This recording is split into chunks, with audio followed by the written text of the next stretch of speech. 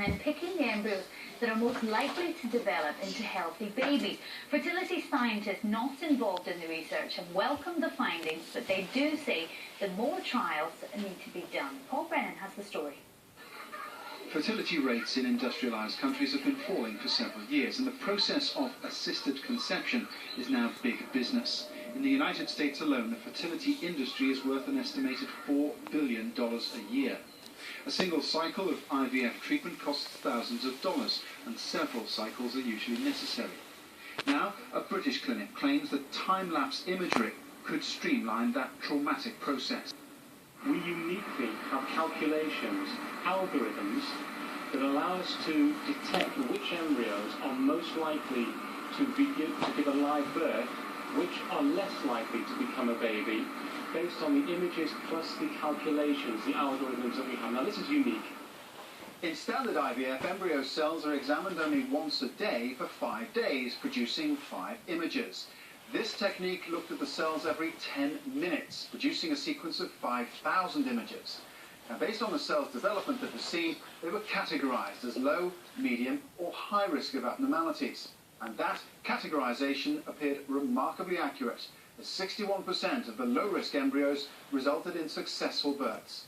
The figure was 19% for the medium risk, and none from those deemed high risk. Latest data from the European Commission this month showed that in the 3 years to 2011, birth rates dropped in 24 of Europe's 31 countries. This apparent new breakthrough is giving hope to couples who are currently trying to conceive. But some experts believe the claims being made for this new technique are actually irresponsible. Most experts are urging caution.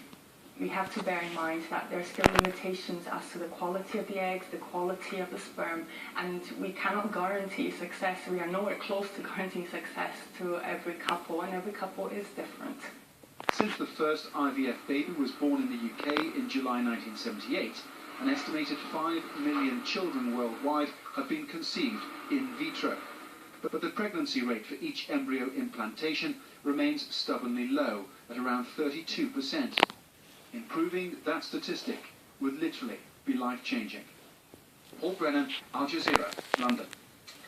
Well, Dr. Cristina Lindemann Hickman is head of embryology at the Boston Place Clinic in London, and she joins me now in the studio. Dr. Hickman, a very warm welcome to the programme. Thanks for being with us. Just how excited can we get about these developments? This is a very exciting time to be an embryologist in this field.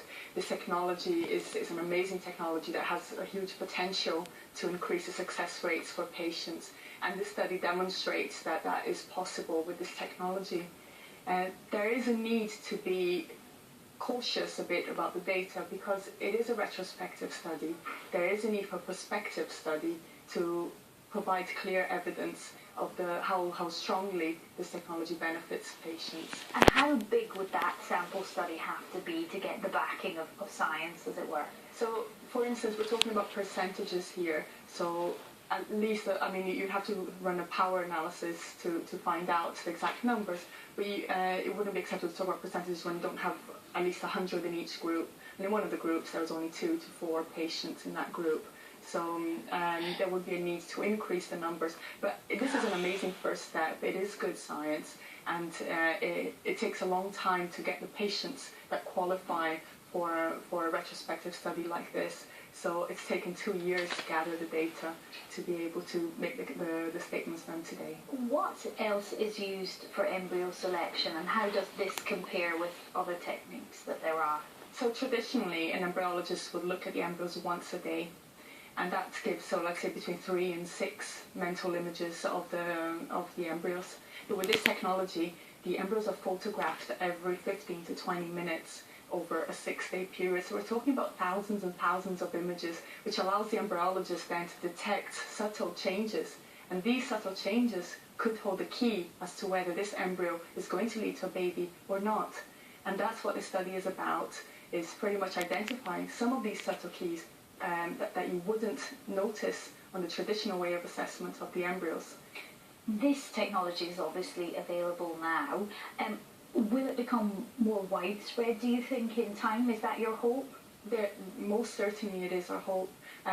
We just started a clinic, a Boston Place clinic, but we offer this technology for all the patients coming through. We are the first clinic in the UK to be set up like that, because this technology has changed completely how the embryologist does their work, and therefore that changes the layout and design of how the lab should be set up. And therefore you're going to start seeing these changes happening across the UK and the world. Dr. Hickman, thanks very much for joining us. Thank you. Now, when it was launched 4 years ago, few people